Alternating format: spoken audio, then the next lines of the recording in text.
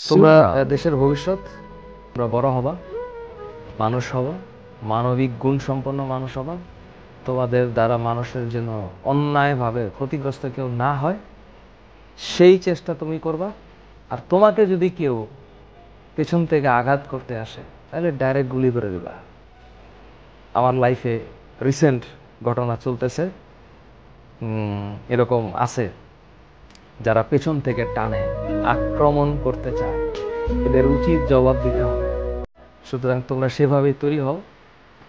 তোমার জীবনে যে কাঁটা, সে কাঁটা উপড়ে ফেলতে হবে এবং তোমার দ্বারা যেন কেউ বাধাগ্রস্ত না হয়। এই হচ্ছে কথা। নিজের শক্তিতে নিজে বলীয়ান হবা, নিজের আলোয় নিজে দ্যুতিমান হবা।